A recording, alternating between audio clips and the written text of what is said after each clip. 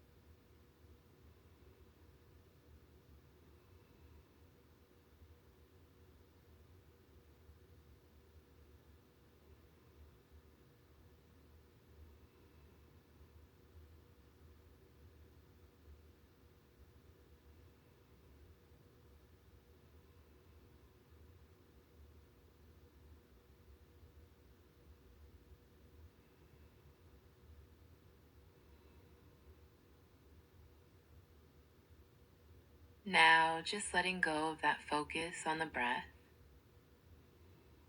letting go of anything at all, and just allowing the mind to be completely free, letting it do whatever it wants to do.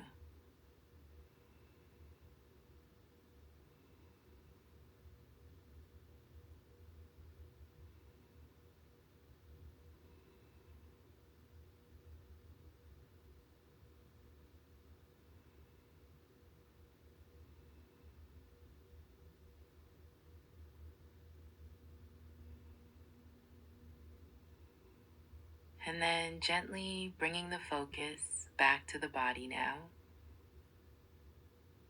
coming back to that feeling of contact, of weight,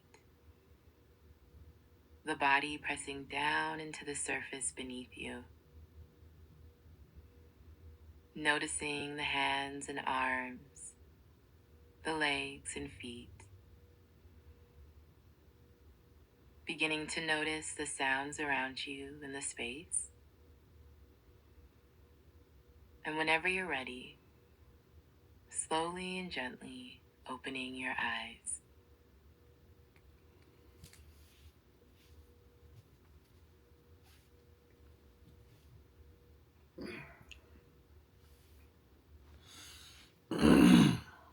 Excuse me. So, meditation for me has basically been the practice and the awareness of the tens of thousands of thoughts that we have in a day. And the realization that a good chunk of these thoughts are negative. You know, whether you're stressing, you're lacking, self doubting yourself, not having faith in yourself, not trusting in yourself, not having the simple habit of celebrating small wins. You know, we have been conditioned in the very opposite way of what our basic nature is. So, meditation helps me be able to observe my thoughts, clear my mind, not focus on the negativity, be thankful, gratitude, and that constant push and pull.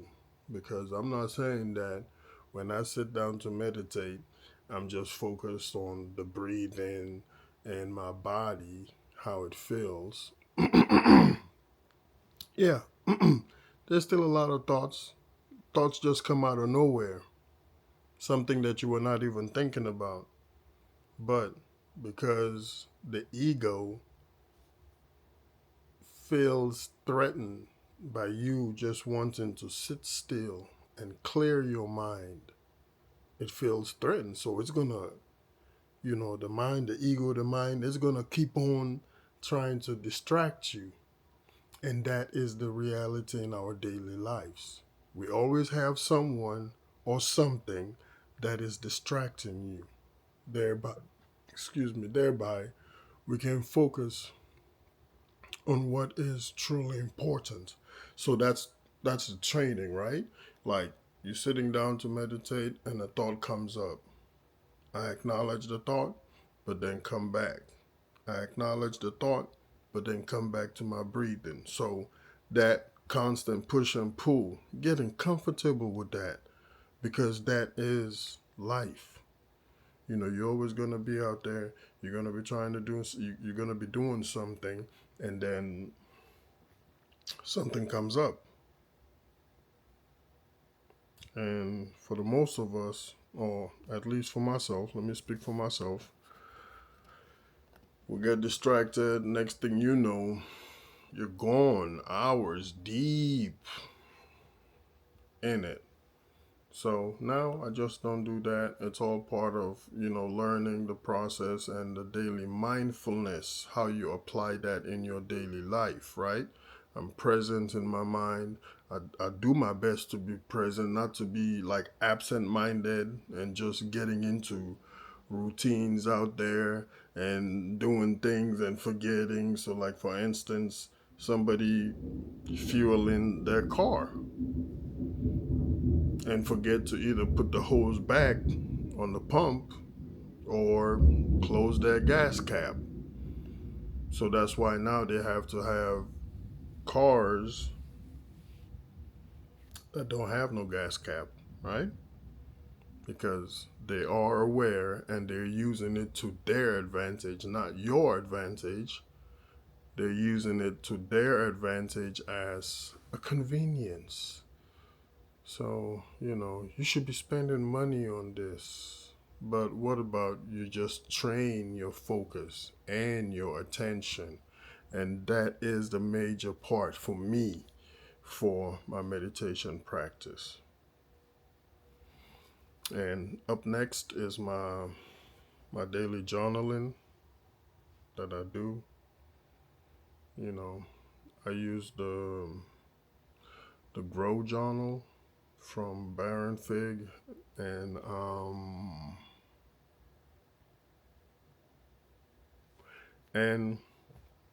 the Project 369 workbooks. I've been using them for maybe close to a year now, maybe a little bit over a year. The Project 369 and the Baron Figs.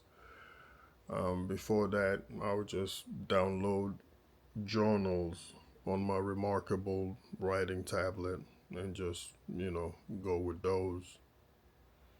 I also used, I think it's called Cornell Littleton. I think they're out in Tennessee somewhere. They make some very good, like real leather, journal. So now I've dedicated that to my weekly reflections, weekly accountability, goal scorecard. So I use a number of journals, but some like the weekly reflection, of course, weekly. I only use that one time, based off of, on Mondays, I set my goals and, tactics, actions that I want to take. And then I score myself at the end of the week. How did I do? What did I not do? What did I learn? Those kind of things, right? So it's a quick, 1 hour daily routine wherein I get up early before most people around me get up or distract me. So it's like I have 2 days off at home when I'm at home, and 5 days I'm on the road as a trucker. So when I'm on the road, it is much more easier for me to stay like, grounded and focused without the distractions because when I'm in the truck, I seal it up. I don't have nobody, you know, interrupting my day. At home, you got the dogs, you got the wife, you know, you got people might just show up, family, those kind of things. So, but all of that is part of the process, and they are getting used to it, because it doesn't matter what's going on. I will tell you, no, I got to get to my daily routines. If you can wait after that, then we will go from there. So, so after my meditation, now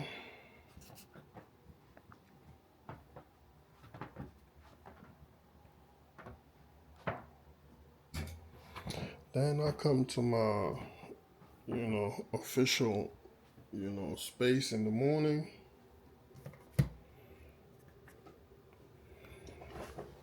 To do my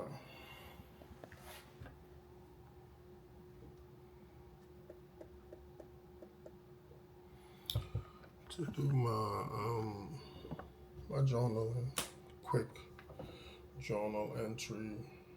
I can check my calendar, review my set goals for the week. It's a process of making sure that become part of my DNA, because that is one aspect of goal setting. We gotta understand that when we're talking about building habits and the whole process of designing your environment to support and encourage and build upon those habits, that's what I'm also. So all of this is a practice, the awareness, the creation of all of what I do. So, so building trust in yourself is about the promises that you make to yourself that you keep. Building trust in yourself is knowing what is important to you, why it is important, and the tactics or the actions that you have to take, the commitment, the persistence, the consistency. Even when, some days, you wake up and you don't feel like it. So let me see. Yeah, it's called the Gary A. Littleton. Yeah, that Gary A. Littleton. That's that journal. And this one, I had those are my initials, Fode Ishaka McBailey. I love this journal, and they sell, that's them right there. And they sell, the refills, so I just changed one, so this is brand new, well, at least the beginning of this year. So basically, I come down, my weekly reflection process is a set of a few questions, but, things like what mistakes did I make last week? And as you can see, now maintaining consistency with my daily rituals. What did I do that was right? Taking daily steps towards meeting my goals. What lessons did I learn from the experience? And then I have a mindfulness check-in. What are my 3 top priorities? What is my strategy to be mindful this week? Persistent practice of daily rituals as a grounding to focus and manage myself. What do I need to do to ensure I have enough time and support to take care of my 3 priorities? What are my 3 top priorities from last week? Was I able to follow through? So if next week goes according to plan, what would I have achieved? What went well last week? What was challenging last week? And finally, what did I learn about myself last week? See, I still have angry emotions. People still get on my nerves, but that's what I use this one for. And those are basically my Baron Fig journals right there in the corner. So when I'm on the road, I have this journals with me.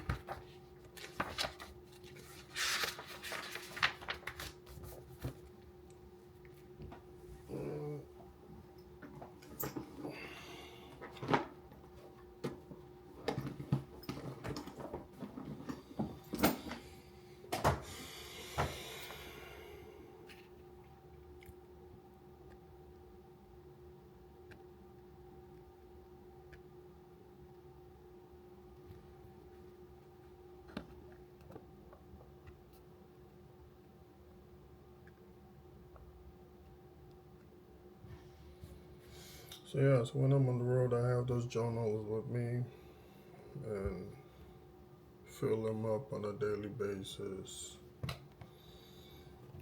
This one is my Clear Habits from the Atomic Habits, my daily habit tracker, wherein I check or X, if I haven't been able to, do a particular habit that I want to build on. So some of my habits, or my habit list is gratitude, the band, which is the stretching thing, headspace, which is my meditation, journaling, which I'm doing now, exercise bands, I use those, for curls, that kind of stuff. What they call them, squats and things like that. Gym, I only have the time to do that on Monday and Tuesdays on my day off. Reading, um, I have set a goal to be able to read a book a month, and hopefully I can expand on that. Learning with the business, I have to learn a lot about SEO, tech SEO, on page, off page SEO, um, blogging, writing, content marketing, social media. Because initially, when I started this journey, it wasn't about, you know, being able to be in a position of service to others. And as time went on and I was working on myself and still working on myself, always gonna be working on myself, then that spark came wherein I came to the realization, and my daily interactions with people, and they would tell me, be like, I think a lot of people would want to know what has been helping you, because a lot of people that knew me, I was a wrecking ball, I was on the edge, always agitated, just waiting for somebody to come around. I mean, it doesn't matter what you say, it would probably end up being the wrong thing. And, you know, my reaction, my reactionary state, not trying to be proactive, not trying to have control of your time or managing yourself. Because the fact of the matter is, when you don't do this, you don't manage your emotions, you don't manage yourself, somebody else will.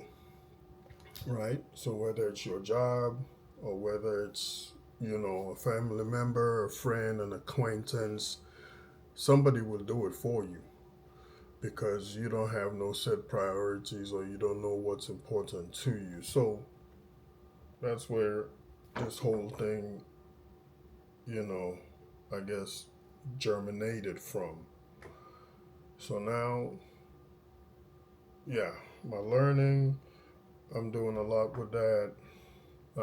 It's a steady process. I'm not worried about it. I am happy to embrace my amateur, status. I'm not the expert, but as I go through it, I have now added this idea to it that I'm just gonna take people behind the scenes, right? Because again, starting this, we all do get caught up, and that's another reason why a lot of us don't start anything, because we want to be perfect. I'm not worried about being perfect. At least that's the conditioning of my mindset. And it's a tough type of conditioning. I'm not gonna tell you no lie, right? Because like everybody wants to be able to do something, and we want to be good at it. We want to be recognized. We want to be appreciated. But all of that, I believe, is part of our conditioning to, hold us back. So I'm not gonna worry. I'm not gonna be worried about that no more. I'm not worried about the judgment. If you have any ideas that you think we all can work on to be better, That's the that's the reason. That's the reason that I'm doing this. It's not for any judgment, you know, but you can bring it on. I don't have a problem with that either, because for me now, I just see everything as a learning process and something to build upon. So writing, scheduling time for deep work, priority reviews, part of my habits wherein I read, I set goals for the week, the month, the quarter, and review it every morning so that I can even visualize it, because I'm looking at it so much. I'm looking at it so much.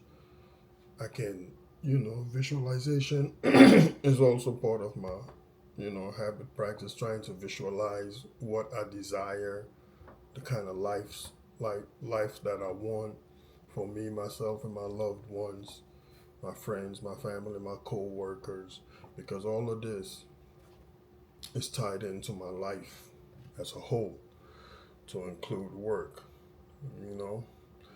Um, and from prioritizing these things, habits, and the practice of them, your whole life becomes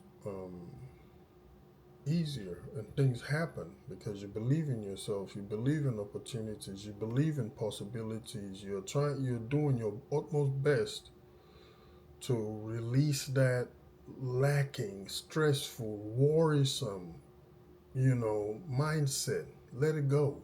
The practice of letting go. So even in terms of like the Huts decor, you know, idea. I mean, a lot of us can simply attest to it that one of our major problems for hoarding is we find it very difficult to let go of anything. So basically, we are living in the past. We're not living in the present moment, right? We're living in the past because we just can't let go. We're always going to find a reason to not let go, and at the same time, we're adding stuff